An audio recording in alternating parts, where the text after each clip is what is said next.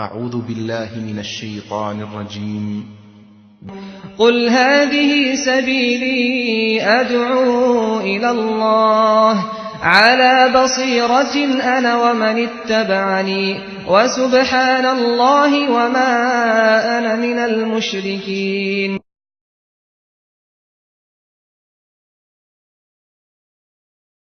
إن الحمد لله نحمده ونستعينه ونستغفره ونؤمن به ونتوكل عليه ونعوذ بالله من شرور أنفسنا ومن سيئات أعمالنا من يهده الله فلا مضل له ومن يضلل فلا هادي له وأشهد أن لا إله إلا الله وحده لا شريك له وأشهد أن محمدا عبده ورسوله. اللهم صل على محمد وعلى آل محمد كما صليت على إبراهيم وعلى آل إبراهيم إنك حميد مجيد. اللهم بارك على محمد وعلى آل محمد كما باركت على إبراهيم وعلى آل إبراهيم إنك حميد مجيد. أما بعد، فإن خير الحديث كتاب الله وخير الهدي هدي محمد صلى الله عليه وسلم وشر الأمور محدثاتها وكل محدثة بدعة وكل بدعة ضلالة وكل ضلالة في النار. تمام تعریفیں اللہ تعالیٰ کے لیے ہیں جو سارے جہاں کا خالق، مالک اور اس کا پروردگار ہے.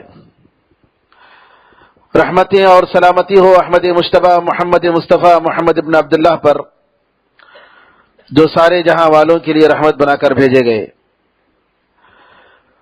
برادران اسلام، دختران ملت، تقریباً 2 ہفتوں سے فاقہ کشی اور غربت اور اس کا علاج، اس موضوع پر ہمارے 2 جمعے کے خطبے ہوئے ہیں. اسلام کی روشنی میں غربت کا علاج کیا ہے؟ آج جو موضوع ہم نے اختیار کیا ہے وہ ہے ایک مسلمان عورت اور غربت دور کرنے میں اس کا کیا رول اور کردار ہے ہونا چاہیے. مسلمان عورت کا کردار غربت دور کرنے میں، غربت کے علاج میں. اس سے کوئی شک نہیں میرے بھائیوں کہ عورت اسلام کی نظر میں عورت کا اصل کام گھر کے اندر ہے.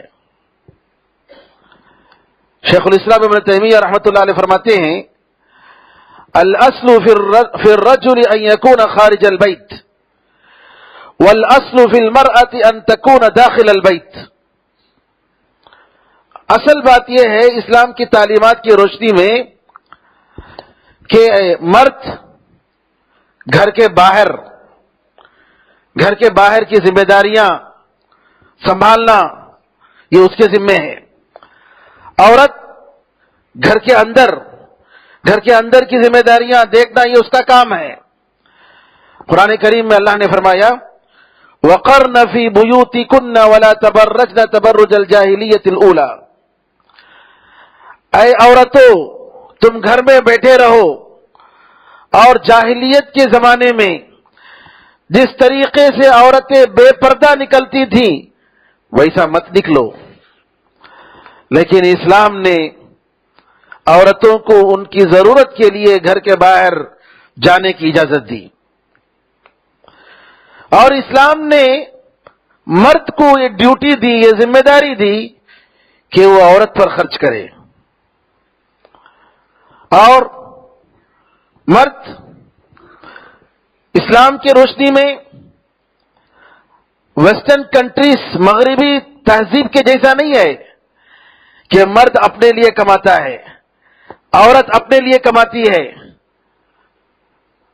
اسلام میں ایسا نہیں ہے، بلکہ مرد عورت پر خرچ کرنے کا ذمہ دار ہے، چاہے وہ باپ کی شکل میں ہو، شوہر کی شکل میں ہو، بھائی کی شکل میں ہو، بیٹے کی شکل میں ہو، یہ مرد کی ذمہ داری ہوتی ہے کہ مرد عورت پر خرچ کرے، بیوی پر، ماں پر، بہن پر، اپنی بیٹی پر۔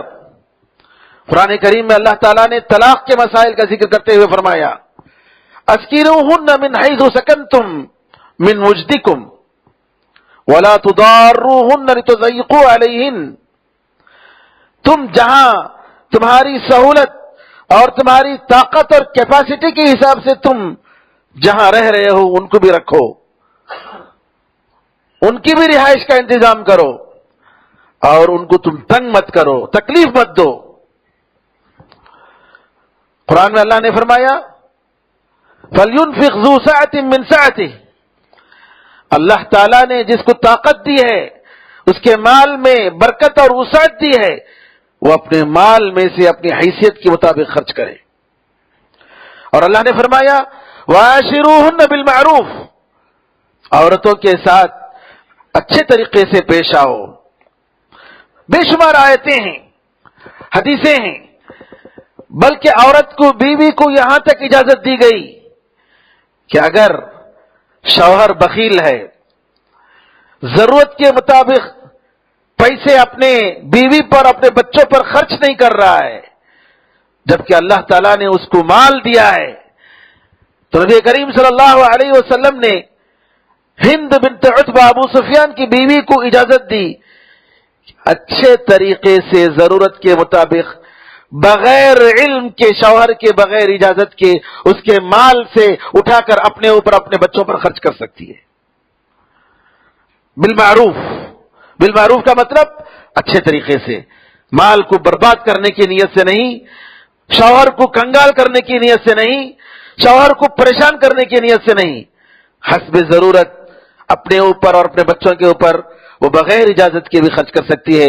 نبی کریم صلی اللہ علیہ وسلم نے فرمایا خذی من مالہ ما یکفیکی و یکفی بنیکی، بعض روایت میں بالمعروف، یہ بخاری مسلم کی روایت ہے کہ تم اے ہند اپنے شوہر کے مال میں سے تمہارے لیے اور تمہارے بچوں کے لیے جتنی ضرورت ہے اتنی تم لے سکتی ہو۔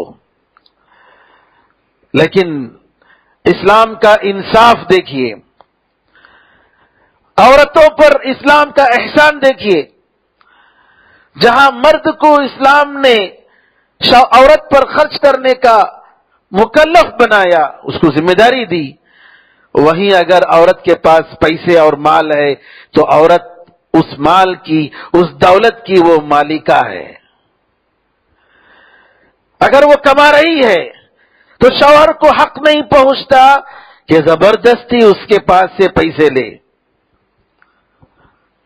اگر وہ اس کی مرضی ہے تو وہ دے سکتی ہے، اس کی مرضی کے بغیر شوہر کو یا باپ کو یا بھائی کو ہرگز اجازت نہیں ہے کہ اپنی بہن یا اپنی بیٹی یا اپنی بیوی کے پیسے میں سے زبردستی مال لے۔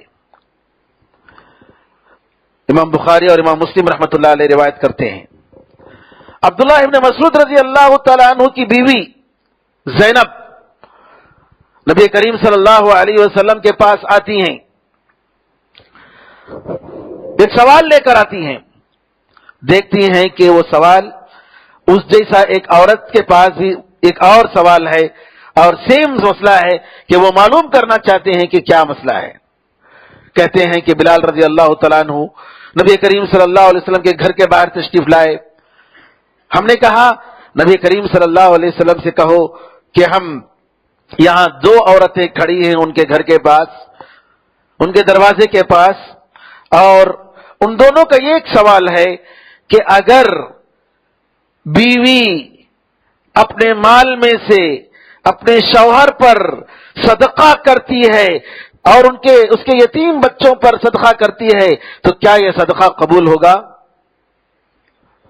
بلال رضی اللہ تعالیٰ عنہ نبی کریم صلی اللہ علیہ وسلم کے پاس جاتے ہیں تو نبی کریم صلی اللہ علیہ وسلم فرماتے ہیں کہ بتاؤ ان دو عورتوں کو کہ ان کو دو ڈبل ثواب ہے، ایک ثواب رشتہ داری کا اور دوسرا ثواب صدقہ کرنے کا۔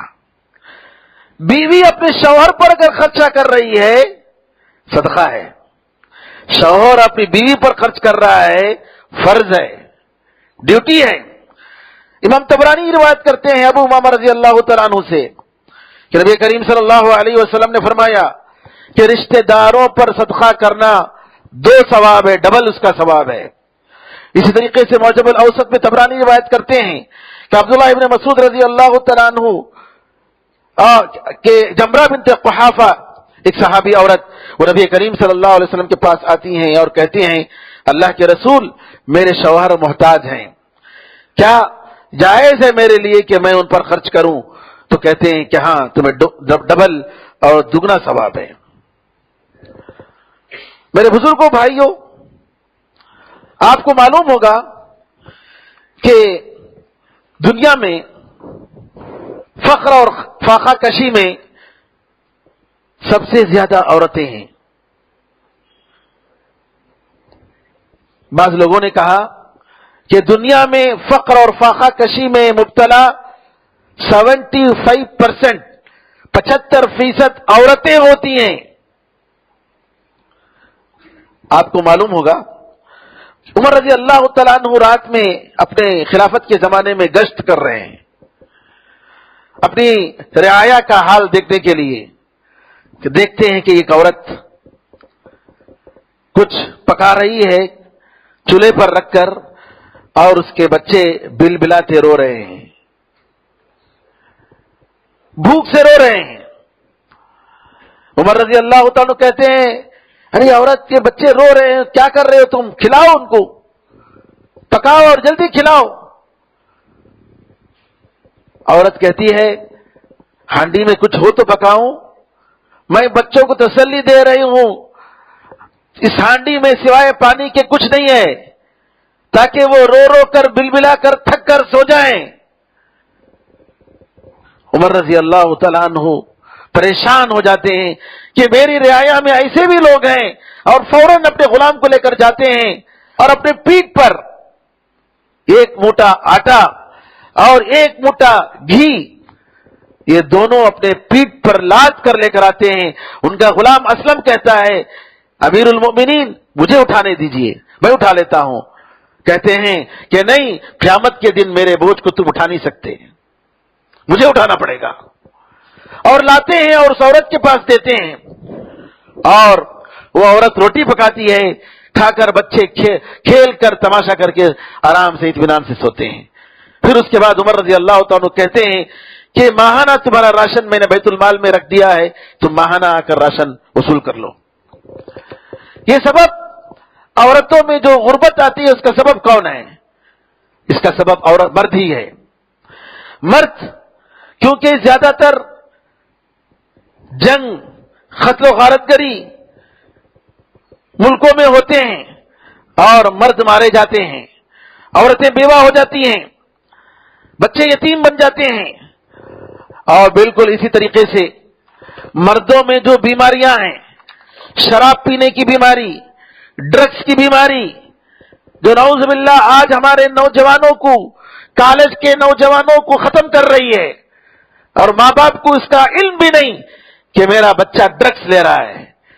اور ڈرگس ایک ایسی بیماری ہے میرے بزرگوں، میرے بھائیوں، ماں کو قتل کرنے تک، باپ کو قتل کرنے تک آمادہ کر دیتی ہے. کچھ پیسے لینے کے لیے، چرانے کے لیے، ڈاکہ ڈالنے کے لیے وہ اپنی ماں، اپنی بہن کی عزت بھی بیچنے کے لیے تیار ہو جاتا ہے.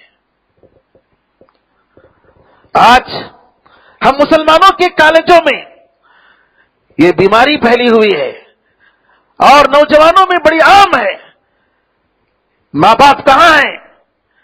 کیسے اپنے بچوں سے بے خبر ہیں؟ نتیجہ کیا ہوتا ہے؟ یہ نوجوان جو شراب سے مدوش، جس کو شراب کی لت پڑی ہوئی ہے، جب شادی کرتا ہے تو پورے خاندان کو برباد کرتا ہے، اپنی بیوی کو برباد کرتا ہے، اپنے بچوں کو برباد کرتا ہے، اور اپنے بچوں کے لیے ایک غلط مثال، ایک بدترین مثال بن جاتا ہے، اور اس کو دیکھا دیکھی دوسرے بچے بھی متاثر ہوتے ہیں. تو لہذا یہ سبب عورتوں کی فاقہ کشی اور غربت کا اصل سبب مردی ہیں. ایسے کتنے گھرانے ہیں آپ ہمارے شہر میں دیکھ لیں کہ جہاں نعوذ باللہ غربت کی حالت میں عورتیں بھی مر رہی ہیں، اور کوئی پوچھنے والا نہیں، مجبوراً گھروں میں جا کر کام کرتی ہیں اور بے پردہ ہوتی ہیں، عزت بیچتی ہیں. اور یہاں میں ایک نقطہ یہ بھی بتانا چاہوں، کتنے ایسے مرد ہیں جو نعوذ باللہ طاقتور ہیں، کام کر سکتے ہیں، محنت کر کے اپنی عزت بچا سکتے ہیں، اپنے خون کو پسینہ بنا کر اپنے گھر والوں کو اور اپنے بچوں کو جو ہے روٹی کا روزی کا انتظام کر سکتے ہیں، لیکن آرام سے تن آسانی اپنے ہیڑے کو پالتے ہیں، اپنے ہیڑے کو پالتے ہیں، اپنے جسم کو پالتے ہیں، اور عورت کو بھیجتے ہیں، اپنی بیٹی کو بھیجتے ہیں، اپنی بیوی کو بھیجتے ہیں کہ جاؤ کام کر کے لاؤ. اور بچی وہ اگر کما کر لاتی ہے تو زبردستی اس کے پاس سے پیسے لیتے ہیں. ایسے مردوں پر تف ہے جو اپنے آپ کو تن آسانی میں مبتلا کر کے نعوذ باللہ اپنی عورتوں کی عزت اور اپنے عورتوں کو بھیج کر پیسے کما کر گھر میں بیٹھ کر کھاتے ہیں. مردانہ کی ان کی ختم ہو گئی، ذمہ داری کا کوئی احساس نہیں.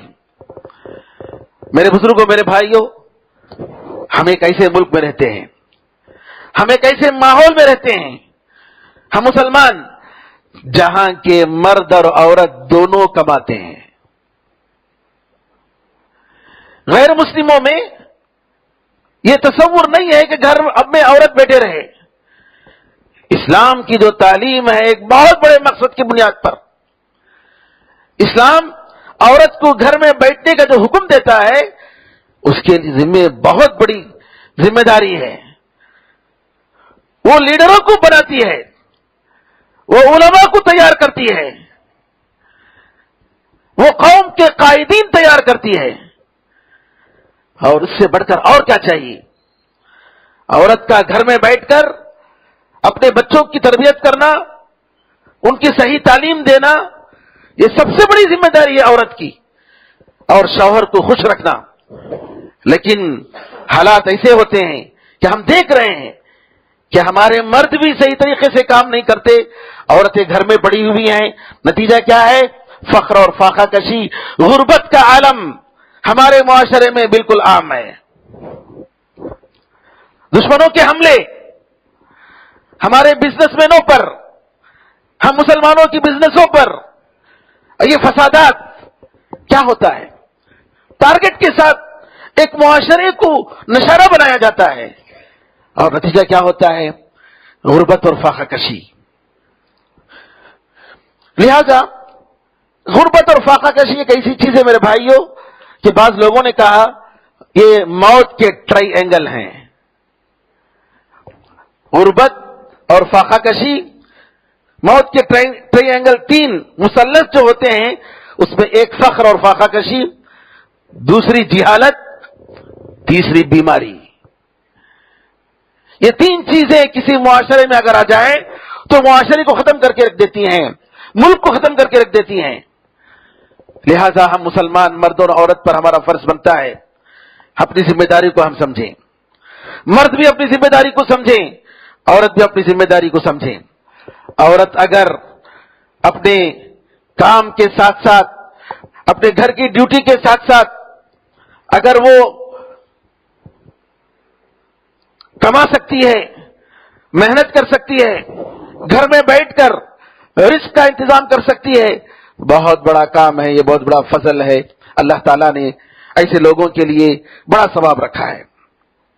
آئیے سلف صالحین میں مثالیں میں پیش کرتا ہوں کہ کیسے کیسی عورتیں تھیں مسلمانوں میں. شفا بنت عبداللہ، ام سلیمان ابن ابی حسمہ، قریشیہ عدویہ، ایک صحابی عورت، ہجرت سے پہلے مسلمان ہوتی ہیں. بڑی عقل مند، بڑی فاضل عورت. ان کے پاس جھاڑ پھونک جو کرتے ہیں، رقیہ کرتے ہیں، بچھو کاٹ دے تو رقیہ کرنا، سام کاٹ دے تو رقیہ کرنا، اس کا علم تھا. نبی کریم صلی اللہ علیہ وسلم کہتے ہیں کہ یہ تمہارا علم حفصہ رضی اللہ عنہا کو سکھاؤ، جیسا کہ تم نے حفصہ کو کیسا لکھنا چاہیے عربی یہ سکھایا. ان کے بارے میں آتا ہے عمر رضی اللہ تعالیٰ عنہ ان کو مدینے کے مارکیٹ میں ڈیوٹی دیتے تھے، مدینے کے مارکیٹ میں ڈیوٹی دیتے تھے. اس کی تفصیل نہیں آئی ہے کیا ڈیوٹی کی، لیکن ذمہ دار ان کو بنایا نگرانی کرنے کے لیے اوورال حشیفہ بنت عبداللہ کو. اسی طریقے سے کچھ عورتیں تھیں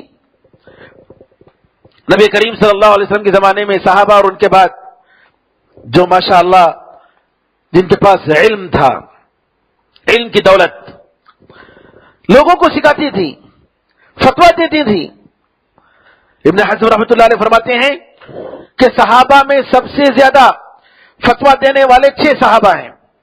عمر رضی اللہ عنہ، علی رضی اللہ عنہ، عبداللہ ابن مسعود، عبداللہ ابن عمر، عبداللہ ابن عباس، زید ابن ثابت اور عائشہ رضی اللہ عنہ اجمعین. ان میں عائشہ رضی اللہ عنہ ایک عورت، ایک خاتون، ان 6 مشہور صحابہ میں. مسلمان عورتوں میں بزنس مین، اگر مسلمان خواتین میں جو بزنس مین تھے ان کا اگر ذکر ہو تو سب سے پہلے آپ کو ام المؤمنین خدیجہ رضی اللہ تعالیٰ عنہا یاد آئیں گی، جو نبی کریم صلی اللہ علیہ وسلم کو ان کی شادی سے پہلے بزنس کرتے تھے، مال بیچتے تھے جی، اور بیچ کر تجارت کرنے کے لیے لوگوں کو اپنا مال دیتے اور وہ تجارت کر کے اس کے بعد دونوں میں نفع تقسیم کرتے تھے. خود نبی کریم صلی اللہ علیہ وسلم کو آپ نے بھیجا اور بصرہ میں شام کی بستی میں بھیج کر بزنس کرنے کے لیے نبی کریم صلی اللہ علیہ وسلم نے بھیجا تھا شادی سے پہلے، اور آپ کہا آپ سے کہ اگر آپ بزنس کر کے لائیں گے تو میں ڈبل فائدہ دوں گی. قیلہ ام بنی انمار ایک صحابی عورت تھی جو بزنس مین تھی. زینب بنت جحش ام المؤمنین نبی کریم صلی اللہ علیہ وسلم کی بیوی رضی اللہ عنہ وارضاہا، اپنے ہاتھ سے کماتی تھی، کمانے کی ضرورت نہیں تھی. نبی کریم صلی اللہ علیہ وسلم ان کا نان نفقہ دیکھتے تھے. غربت کی حالت جب تک تھی لیکن جب خیبر کے کھجور آئے تو نبی کریم صلی اللہ علیہ وسلم نے امہات المؤمنین کے لیے 1 سال کا راشن اٹھا کر دے دیا. زینب بنت جحش رضی اللہ تعالی عنہا چمڑے کا دباغت کرتی تھی. دباغت کا مطلب چمڑے کو جی اس کو پاک کر کے چمڑے کو استعمال کے قابل بنانا، چمڑے سینا، اور اس کے ذریعے جو بھی مال آتا اللہ کے راستے میں صدقہ کرتے تھے. نبی کریم صلی اللہ علیہ وسلم نے فرمایا میرے مرنے کے بعد تم لوگوں میں سب سے پہلے، تم عورتوں میں امہات المؤمنین میری بیویوں میں سب سے پہلے مجھ سے ملنے والی وہ عورت ہوگی جس کے ہاتھ لمبے ہوں گے. امہات المؤمنین جب جمع ہوتے دیکھتے کہ کس کا ہاتھ لمبا ہے. نبی کریم صلی اللہ علیہ وسلم نے لمبے ہاتھ سے مراد وہ عورت جو صدقہ اور خیرات کرتی تھی وہ مراد. زینب بنت خزیمہ، زینب بنت جحش رضی اللہ تعالیٰ عنہ چھوٹے قد کی تھی، ان کا ہاتھ چھوٹا تھا، اور جب نبی کریم صلی اللہ علیہ وسلم کے بعد بیویوں میں سب سے پہلا ان کا انتقال ہوا تب ان کو معلوم ہوا کہ نبی کریم صلی اللہ علیہ وسلم لمبے ہاتھ سے مراد ہاتھ کا لمبا ہونا مراد نہیں ہے بلکہ صدقہ اور خیرات کرنے والی عورت مراد ہے، اور ان کو ام المساکین کہا جاتا تھا، مسکینوں کی ماں، مسکینوں کی ماں کہا جاتا تھا زینب بنت جحش رضی اللہ تعالیٰ عنہ کو. کہنے کا مطلب یہ ہے کہ دھاگے بنانا، سینا، یہ سب کام کس لیے کرتے تھے؟ صدقہ اور خیرات کرنے کے لیے گھر میں بیٹھ کر. کچھ عورتیں تھیں جو بیماروں کی تیمارداری کرتی تھی. ربیع بنت معوذ بن عفرا رضی اللہ عنہا نبی کریم صلی اللہ علیہ وسلم کے ساتھ جنگوں میں جاتے تھے، بیماروں کو علاج کرتے تھے. رفیدہ انصاریہ رضی اللہ عنہا نبی کریم صلی اللہ علیہ وسلم کی مسجد نبوی میں سعد بن معاذ رضی اللہ تعالیٰ عنہ جب بیمار پڑ گئے ان کے علاج کے لیے متعین تھی. عائشہ رضی اللہ عنہا نبی کریم صلی اللہ علیہ وسلم کی پیاری بیوی ام المؤمنین، یہ کئی بیماریوں کا علاج جانتی تھی. شفا بنت عبداللہ قرشیہ چمڑے کی بیماری کا علاج جانتی تھی. چمڑے کی بیماری کا کیا علاج ہے. اور اسی طریقے سے بعض عورتیں تھیں جو جنگوں میں شرکت کرتی تھی اور لڑائی کا موقع آتا تو لڑتی تھی. ان میں ام عمارہ انصاریہ رضی اللہ عنہا، جی ان کے بارے میں مشہور ہے کہ جنگ احد کے دن جی سبحان اللہ مردوں کے برابر وہ شریک ہوئی تھی۔ ام سلیم رضی اللہ عنہا حنین کی جنگ میں باقاعدہ شریک ہوئی اور کہا کہ میرے پاس اگر کوئی دشمن مجھ سے قریب آتا ہے تو میں اس کے پیٹ پھاڑ دوں گی۔ اسی طریقے سے کئی کام عورتوں کے ہوتے تھے۔ میرے بزرگوں، میرے بھائیوں، بعض عورتیں متعین تھیں، ان کا کام دلہن کو تیار کرنا، دلہن کو تیار کرنا، یعنی آج کے زمانے کا جو بیوٹی پارلر ہے اس زمانے میں، لیکن اسلامی حدود کی شریعت میں رہ کر، شرعی حدود میں رہ کر کنگھی کرنے والی ایک لمبی لسٹ ہے عورتوں میں۔ ام سلیم رضی اللہ تعالی عنہ صفیہ بنت حیی کو رضی اللہ عنہا کو کنگھی کر کے، ان کو تیار کر کے ان کے شادی کے وقت نبی کریم صلی اللہ علیہ وسلم کے حوالے کرتی ہیں۔ اسماء بنت یزید عائشہ رضی اللہ تعالی عنہ کی شادی کے موقع پر تیار کر کے ان کو دیتی ہیں۔ ام ایمن بھی اسی طریقے سے، کئی صحابی عورتوں کی تاریخ میں یہ بات ملتی ہے۔ عثمان بن عفان رضی اللہ عنہ کی بہن آمنہ بنت عفان، یہ بھی کہتے ہیں ان کے بارے میں آتا ہے کہ کنگھی کرنا کا کام ان کا تھا، یہ کنگھی کرتی تھی۔ بسرا بنت صفوان مکے میں یہ کام کرتی تھی، ان کا یہ پیشہ تھا۔ بعض عورتیں تھیں جو زچگی کا کام، یعنی عورت جب زچگی دیتی ہے، جب بچے پیدا ہوتے ہیں تو اس وقت جو ہے زچگی کا کام کرتے تھے، یہ بعض عورتوں کا کام تھا۔ میرے بزرگوں، میرے بھائیوں، آج اگر ہم عورتوں کو، اپنے عورتوں کو چاہتے ہیں کہ وہ بھی، ان کا بھی کوئی رول ہو غربت دور کرنے میں، اسلامی حدود میں رہ کر، شریعت کے لمٹس میں رہ کر ہماری عورتیں کر سکتی ہیں، سب سے پہلے ان کو تعلیم دینے کی ضرورت ہے۔ تعلیم میں ایسا میدان جس میں ان کے دین اور دنیا کے لیے فائدہ ہو، ایسا میدان نہیں کہ جا کر وہ اور مردوں کے ساتھ مل کر کام کرنے پر مجبور ہو جائیں، اختلاط کی بات آئے، ایسے کام میں نہیں دینا چاہیے۔ بہت سارے کام ہیں، ڈیکوریشن کا کام، گھر میں بیٹھ کر ڈیزائن کرنے کا کام، جی اسی طریقے سے کاؤنسلنگ کا کام، اور لکھنے پڑھنے کا کام، کمپوزنگ کا کام، ٹرانسلیشن کا کام، کپڑے ڈیزائن کرنا، اور اس طریقے سے دوسرے مختلف قسم کے۔ آج کل آپ کو معلوم ہے کہ بعض عورتیں باقاعدہ گھر میں بیٹھ کر جی آن لائن بزنس کر رہی ہیں، بہت سارے کام ہیں۔ اور بعض جارڈن میں باقاعدہ گورنمنٹ کی طرف سے لیسٹ دیا گیا ہے کہ عورتیں اپنے گھر میں رہ کر یہ کام کر سکتی ہیں، اور گورنمنٹ کی طرف سے ان کو ہیلپ بھی کر دیتے ہیں، مدد بھی کرتے ہیں، سبحان اللہ۔ تو لہذا ہماری عورتوں کو چاہیے کہ ہم اپنے حد المقدور کم از کم صدقہ اور خیرات کرنے کے لیے، جی اور اپنے گھر کی ضرورت کو پوری کرنے کے لیے جو ممکن ہو کریں۔ مردوں کو نہیں چاہیے کہ ان کو مجبور کریں، بلکہ عورتیں اپنی مرضی سے کریں۔ مدینے میں بلکہ پورے سعودی عرب میں عورتوں کا ایگزیبیشن لگتا ہے، معرض النساء الخیری، ویلفیئر ویمن ایگزیبیشن، جس میں عورتیں جو بناتی ہیں یا بزنس کرتی ہیں وہ ایگزیبیشن میں لا کر ایگزیبٹ کرتی ہیں، بیچتی ہیں، اور اس کا جو فائدہ آتا ہے، ان دکانوں کا فائدہ وہ ویلفیئر کام کو جاتا ہے۔ ہر سال ایگزیبیشن لگتا ہے اور اس میں صرف عورتیں رہتی ہیں۔ کہنے کا مطلب یہ ہے کہ اگر سوچیں تو بہت سارے کام ہیں جو کر سکتے ہیں۔ اللہ تعالیٰ سے دعا ہے کہ اللہ تعالیٰ ہمارے مردوں کو اور ہمارے عورتوں کو توفیق عطا فرمائے، ہم سب کو توفیق عطا فرمائے، اللہ تعالیٰ ہم سب کی حفاظت فرمائے، آمین ارحم الراحمین۔ بارک اللہ لنا ولکم فی القرآن العظیم ونفعنا وإیاکم بالآیات والذکر الحکیم، انہ تعالی جواد کریم ملک بر رؤوف رحیم رب حلیم۔